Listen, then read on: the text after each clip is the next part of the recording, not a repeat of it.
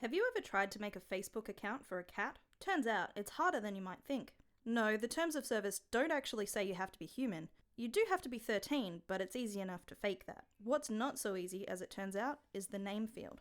When I first put Mr. Whiskers' name into the designated fields, I was surprised to find that it wouldn't let me proceed. Apparently, the problem was that I had put a title in the first name box instead of a real name. Well, that's a bit awkward. Maybe I can try something else. His middle name? Well, now it seems like Whiskers is as much of a problem as Mr. Apparently, it's not believable as a name someone would use in everyday life. Maybe you do have to be a human to use this site after all. So what's a really human-sounding last name? Aha! We're in.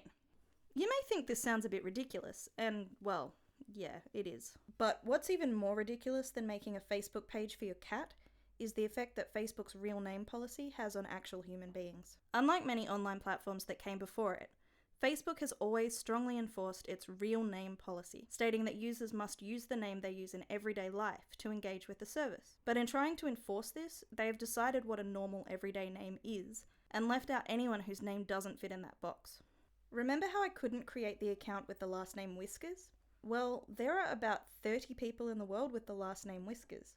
At least a few of them have probably tried to make a Facebook account and been told that their name wasn't real enough. There are other perfectly legitimate surnames that don't make the cut.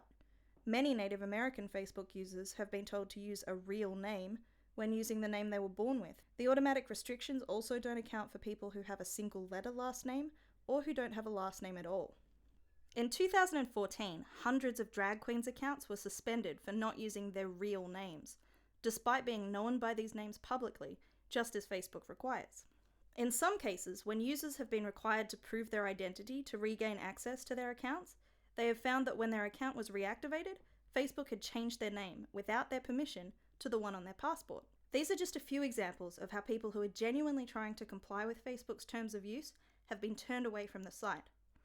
But what about people who don't want to create an account under their real name? There are many good reasons why someone wouldn't want to use their real name on Facebook. They may have been stalked in the past or left an abusive relationship. It might be for professional reasons. A teacher might not want their students to find their personal account, and a doctor might not want to be found by their patients. Research has shown people are much more likely to engage online if they're able to do so under a pseudonym. So why wouldn't Facebook want to encourage users to be comfortable posting on their site? Why do they care so much about real names? They want information about us because it's valuable when selling advertising.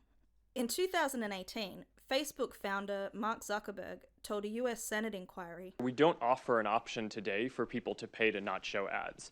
We think offering an ad-supported service is the most aligned with our mission of trying to help connect everyone in the world." The company would prefer to keep everything free for the user and make money off relevant targeted advertising. And for that, they need to know as much about us as possible. If Facebook want to know more about their users than what the users themselves provide, a real legal name is a very valuable piece of information.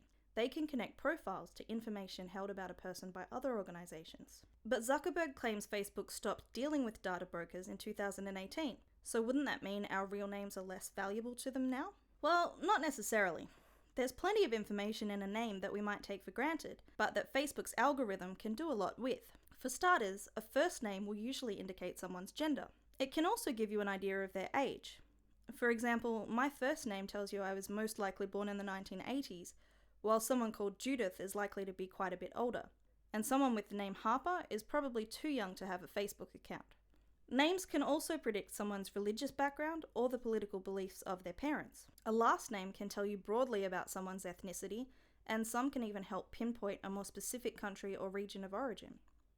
Based on my last name, you would have good reason to think I probably have family in the German-speaking area of Europe. But the right dataset would tell you the specific region in Austria my grandfather emigrated from. Facebook argues that transparency about identity prevents trolling and harassment, but their responses to user-generated reports of terms of services breaches suggests that's not really their main concern. Vile hate speech and targeted harassment of minorities is consistently ignored, while reports of fake names are dealt with quickly and harshly. Why? One study argues that Facebook prioritizes threats that have a market value, and that profiles that fail to generate useful or marketable data are seen as a greater liability than abusive users.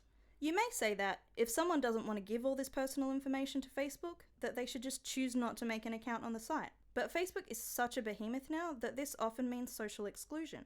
As the company expands, Facebook accounts are needed for more than just social networking, and the choice to just opt out becomes a lot less realistic. So don't let this scare you off Facebook altogether, but do think about the information you're giving to them, and to any other company that asks for your name and other personal details, and why they might want it. As for Mr. Whiskers, well, less than half an hour after his Facebook debut, he was locked out of his account and scolded for not following their community standards, after being reported for using a fake name. He was then asked to prove his identity. Apparently, a picture of his beautiful face wasn't enough.